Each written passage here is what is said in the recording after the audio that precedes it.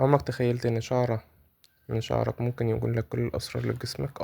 ممكن خصلة واحدة من شعرك تكشف لك كل نقص الفيتامينات والمعادن الموجودة في الجسم، وكمان بعض الامراض اللي انت مش حاسس بيها او اللي مختفية او لسببها غير معروف. تعالوا ازاي نشوف التحاليل اللي ممكن تكون مفيدة وتحلك مشاكل كتير. التحاليل دي ببساطة ان احنا بناخد عينة من شعرك من الجذور وبناخدها ونحللها في المعمل، وبنقيس نسبة المعادن المهمة في الشعر زي الزنك والمغنيسيوم والحديد والسيلينيوم، وكمان بنشوف لو في معادن ثقيلة زي الرصاص والزئبق.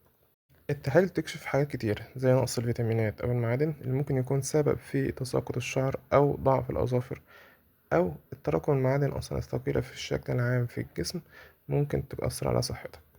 وكمان ممكن تكشف بعض مشاكل الغدة الدرقية أو التمثيل الغذائي.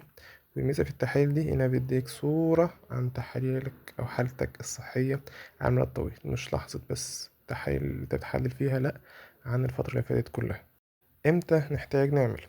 لو شعرك بيقع جامد أو عندك تعب مستمر من غير سبب واضح، أو حسيت إن في نقص فيتامينات، التحاليل ده ممكن يساعدك تعرف نوع المشكلة بشكل أسرع. لكن مهم نعرف إن التحاليل دي متغنيش عن تحاليل الدم التقليدية زي CBC لصورة الدم الكاملة ووظائف الغدة ومخزون الحديد وغيرهم والحاجات اللي المشهورة.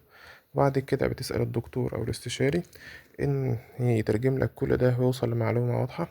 وفي الآخر، لو عجبك الفيديو ده ياريت تسيبلنا السؤال بتاعك في الكومنت، وتعملنا لايك وشير وسبسكرايب عشان يوصلك كل جديد. شكرا.